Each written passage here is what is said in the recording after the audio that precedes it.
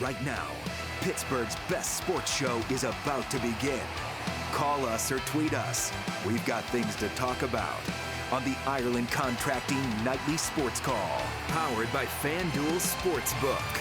All right, thanks a lot, Ken, and thank you for tuning to the Ireland Contracting Nightly Sports Call, powered by FanDuel Sportsbook. Give us a call tonight at 412-575-2600 on the Bordas and Bordas hotline. The Steelers are dealing with some injuries up front on the offensive line, and there are some key injuries right now. They already lost Zach Banner for the year, but now it looks like David DeCastro is at least out this week, potentially another week. We'll see what happens with that. And Stefan Wisniewski potentially out for a couple weeks. So two key losses for the Steelers up front. You have Chooks replacing Banner. And what are they going to do up there? They don't seem too worried, Pony, about what's going on up front, but I'm a little concerned. I think these are huge losses for this team right now, especially with a running game that you could say was struggling with James Conner back there, and he's back to full practice. And knowing Tomlin, I would imagine he's going to be your starter, even though the eye test tells you that Benny Snell was clearly the better running back. Richie, you're all fired up. Maybe you need a sip of water from that big Pirates mug you got. Oh, you love this? With you. Let me see that thing. I got Bucko Fever tonight. They won. They snapped that eight-game. You got to put your mic on. They snapped that 8-game losing streak. Bucko Fever. You know, they're not out of it yet, right? They're not officially eliminated yet. But here's what happened with the Pirates tonight. They're totally out of the Kumar. Well, they're blowing it for the Kumar Rocker sweepstakes. They're blowing this race. Not. They're blowing this race. They're going to finish last. You got me now? I got you now. All right, they're going to be dead last. Thank you for showing everybody your mug, your nice Pirates mug. Love it. Okay, so I heard your questions, though, on the Steelers. And I don't see how Mike Tomlin could have watched that game against the Giants and concluded that that James Conner was the better running back. And so, to me, with running backs especially, more than, say, a quarterback like Ben who missed a full season, Richie, or just about, you never know when a running back is going to lose it, when he's going to go from being a really good back to being an average back, or go from an average back to a guy that's out of the league. It can flip on a dime. We've seen it with Le'Veon Bell since he's left Pittsburgh.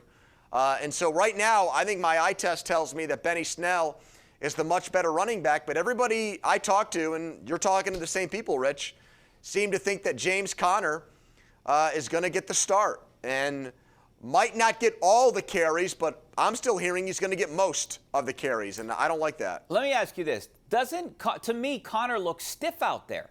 I mean, he doesn't look elusive. He doesn't look like Le'Veon Bell did back in the day when Bell was a really good running back. He just looks really stiff to me. That's what I see.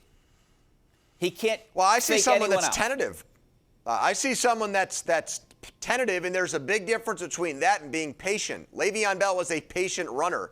He would pause and he would wait for holes to open up, and then he would go. I see Conner, who to me is more of a straight line, see hole, hit hole, take off, take on all comers, shed tacklers, and just go straight ahead.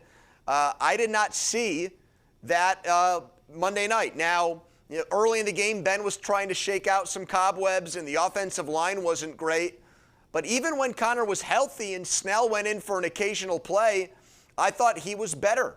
And the numbers backed that up in the first quarter of the game. So you cannot, just because you said something, so what? Mike Tomlin called James Conner the bell cow a week ago. He's allowed to change his mind. Evidently, everybody can change their mind, or some people can change their mind on what's on their helmet. Why can't you change your mind on who the starting running back is after 1 week, Richie? I want to get to that in a second, but I just I don't know. I don't know about James Conner. I'm guessing. Yes, you do. You do know. He's a backup running back. He's not a starting running back. You know that about him. Yes, I do. And I was getting to that point. I don't know that he should be the starter, but I think, like you said, I think he will. And I wanted to ask you, I mean, what's your analysis? Neither one of us are doctors. We don't play one on TV. But why do you think this guy gets hurt all the time? We knew it.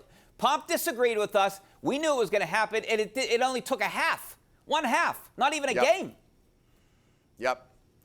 Well, some guys just genetically are prone to injury. And I know that no one likes that label. No one likes hearing that they're fragile or that they're injury prone. It is in some ways derogatory. It is in some ways critical, but sometimes it's true. And it's sad because obviously everybody roots for James, and we know his story, and we know how hard he works. It's not about his work ethic. It's not about his effort. It's about something that, in my opinion, is almost out of his hands, out of his control. Some people like Pompiani, Richie, are just born with a great voice. Some people like you you're blessed with great hair. Okay, I don't know what I got, pretty much nothing. I didn't win the genetic lottery. Connor, he has, I think, solid skills. He's not a great running back like Christian McCaffrey or Saquon Barkley. He's a solid NFL running back when he's available, but he's hurt all the time. Yeah, I don't know the answer is on the Steelers right now. I still think they need a running back, and we talked about the options that they passed up on.